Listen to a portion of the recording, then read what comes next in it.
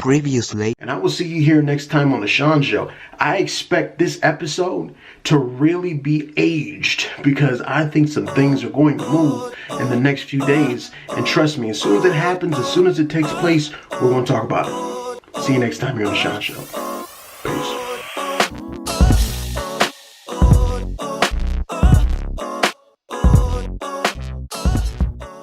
What a difference a day makes, ladies and gentlemen. It is done. James Harden is no longer a part of the Houston Rockets. This man is on the move. Not only is he on the move, this has affected the entire league. There's other big movement pieces. I can't even talk. There's other big pieces that are moving as well. Let's go over the trade. We're going to analyze this thing right now. Okay, literally, I would edit this out. I would literally edit this out. But this is so fresh that I'm going to leave it in. This is the full and current trade. The Houston Rockets receive Victor Oladipo, Dante Exum, who's been balling, Rodan Kuras, I think I'm pronouncing that wrong, 3 Brooklyn first-rounder picks, which is a 22nd for the years 2022, 2024, and 2026, and 1 Milwaukee first-round unprotected pick for 2022, and 4 Brooklyn first-round swaps for 2021, 2023, 2025, 2027. The Brooklyn Nets receive James Harden. The Indiana Pacers receive Karis LeVert and a second-rounder, and the Cavs, the Cleveland Cavaliers, receive Jared Allen and Taurean Prince. Wow. You ask yourself this question. I'm asking myself this question too. What does this mean? Now that all the dust has settled a little bit, because it's still, literally just happened.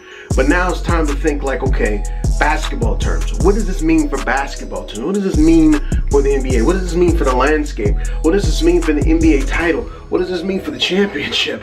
What does this mean? And I'm telling you what this means. This means that the Brooklyn Nets have secured the bag. They will be going. Book it to the NBA Finals to face the LA Lakers. Who won the trade? Houston. Listen, Houston has so many first. You have to remember, they gave away all of their first rounders to get I can't think of his name, Russell Westbrook. They gave away all of their first rounders to get this man.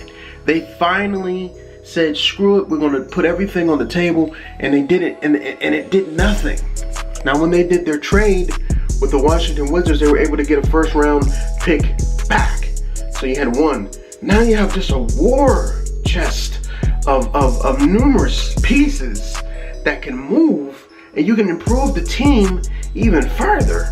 You could think about, am I going to trade PJ Tucker, which I would think about trading, and seeing what you can get for him on the marketplace.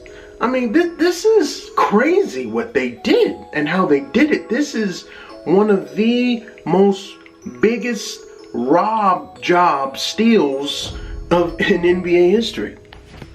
Now, when I say steal, let me be clear on that. I'm not saying that the Houston Rockets stole this trade situation. I'm not saying that at all. I'm not saying that anybody got over on anyone else.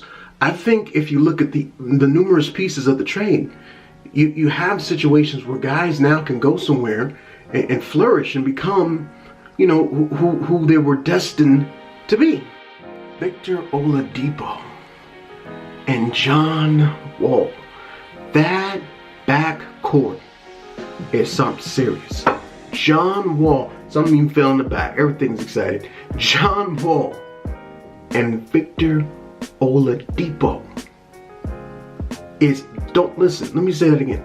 John Wall and Victor Oladipo, that backcourt? Are you serious? Karis LeVert, He now goes to Indiana to ball out.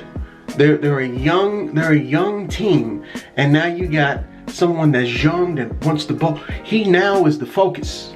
He's now the focus of the offense. He's now the star of that team. Karis LeVert is now the man in Indiana, and you put him with a young upcoming power forward and Sabonis. That's good as well too. I don't see anything that's bad about it, because Oladipo said he wanted to leave, and he said, "Oh no, I don't." But no, he wanted to leave. Trust me. If he wanted to stay, they would have kept him. But he wanted to leave, and he's gone. But boy, they have a fantastic replacement. And the Cleveland Cavaliers, Okay, now when I think of the Cleveland Cavaliers, you already have Andre Drummond there. Andre Drummond is a very, very big contract. You already, and he's somewhat limited. Now, mind you, when I say limited, I mean limited offensively. He's going to get you boards, he's going to get you blocks, but offensively, he's limited. Then you have JaVale McGee's fantastic backup, which I think now he's probably going to be waived from his contract, because you have Jared Allen and you have Andre Drummond, unless they're planning to trade Andre Drummond. You see when I say that this affects the whole NBA, you have multiple moves that have yet to happen, but it's still going to happen. We're not even by a trade deadline.